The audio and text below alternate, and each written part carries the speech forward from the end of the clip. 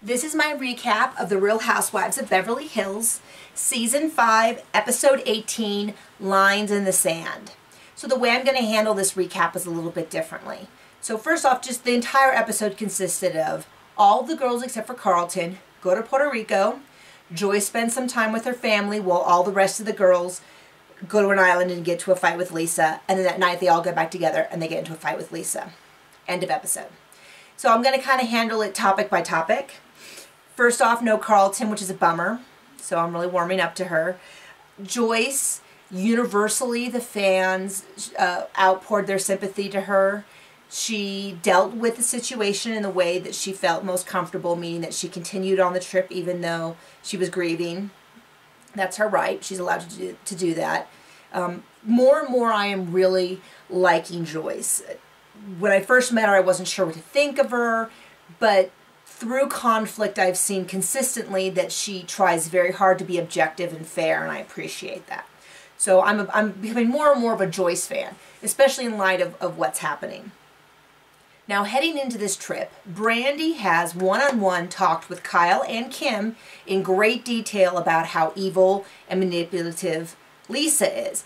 She also opens up this trip, it appears to be the night before everything else happens, with Yolanda talking about how evil and awful Lisa is. So at this point, Lisa does not know that basically everyone else in the trip except for Joyce has systematically been talking about her. She clearly has no idea because in the last episode, we saw Lisa talking to Brandi at Gigi's going away party, and she's saying things like, "Brandi, why didn't you say hi? Brandi, why aren't you talking? Brandi, come say hello." And she's genuinely confused as to why Brandi is pulling away. And Brandi says, going into the party, "Oh, I'm really upset with Lisa, but I'm not going to let her know." So clearly, Lisa does not know. Brandi said it, Lisa said it. So that's really unfair. You're going on a trip. Imagine you were on a trip with 4 other ladies and you find out that they all hate you. They've talked about you, they think that you're evil and Machiavellian, and you have no idea. Like, isn't that like possibly your worst case scenario? Like, I have nightmares about that kind of thing. So I'm not really impressed. So the next morning after the conversation with Yolanda and Brandi, Brandi tries to start a fight with Lisa about Sheena. "Oh, I found out what blah, blah, blah. I found out what really happened. Sheena tweeted last night during the episode that Brandi's wrong and Lisa never knew her background." Lisa basically says, "I'm not really good friends with her. She's an employee. I know her, but we are not close friends. I don't know what you're talking about." So that's fight number 1. Now we get there and Yolanda and Brandi for some reason feel that they need to approach Lisa again to discuss why she's friends with Kyle. None of their business. And secondly, that is part of their job, is to do things with other castmates.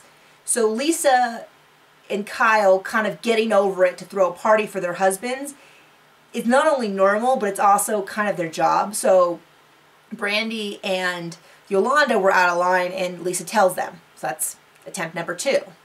Neither of those work. So all of a sudden Brandi decides that right then and there she needs to tell Kyle about something that happened 10 months ago. That's 10 months is the number that I heard. I don't know if that's 10 months from today, 10 months from when it was filmed, but it was a long, it was like 18 episodes ago. So long time ago. And Brandi, for some reason, remembers in great detail exactly what happened 10 months ago. Does anyone think that's kind of suspicious? That maybe she's not skewing the facts or just flat out lying, or she's been planning this for a long time. I don't know what it is. But she brings it up, and Lisa doesn't have a clue what she's talking about. She doesn't remember this happening. She doesn't remember seeing them. Maybe she did, maybe she didn't. But this was a long time ago. But she most certainly did not tell Brandi, "You have to pack those so you can stir up trouble." It doesn't really even sound like Lisa. So this is attempt number 3. And Lisa says, "That's not what happened. And I'm done talking about this." So 3 attempts. This is probably within like a 3-4 hour period. It's definitely within the same day. So 3 attempts to start a fight in that short period of time, and Lisa leaves. Then, I don't know how much longer, their food arrives, so probably within an hour, they go over and start again. So attempt number 4. Now at this point, Ken does get involved.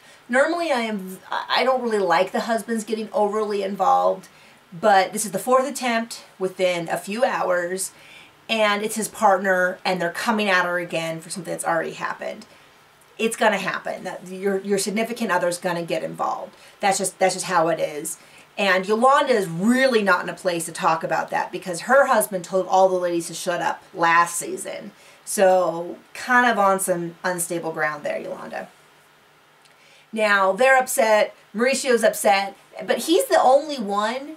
Mauricio's the only one who acknowledges we don't know what happened. Brandy's saying one thing, Lisa's saying another. How can I get proof? Everybody else is acting like Brandy has to be speaking the truth with no ulterior motives, which I just don't understand. I don't understand why people would believe that, especially when you see how consistently she skews things, or she leaves out 90% of the story and only takes 10, and I don't know, but I'm not buying it. That night, so we've already had 4 attempts. That night, Kyle, in the middle of the meal or beginning of the meal or whenever, decides she's got to have it out with Lisa again. Attempt number 5. So this is the 5th time. All of them are backed by Brandy, that they are getting on her within a 24-hour period. Okay? Now watch Brandy's face when Kyle brings it up. Brandy's got this little smirk because this is exactly what she wants. And it's sickening. And Lisa and Ken leave. I'm not going to say whether that was the right way to handle it or not, but I would have left too. That's just all there is to it. I'm just not going to be attacked like that systematically by everyone else in the trip. After they leave, this is the only other thing I'm going to say about Joyce and her husband. Joyce and her husband are confused as to the whole situation. And I think that's okay. The reason I think it's okay is because they have no idea about the gossip. Lisa didn't either, but they have no idea about the gossip that's been going on. And they weren't there for the earlier fight.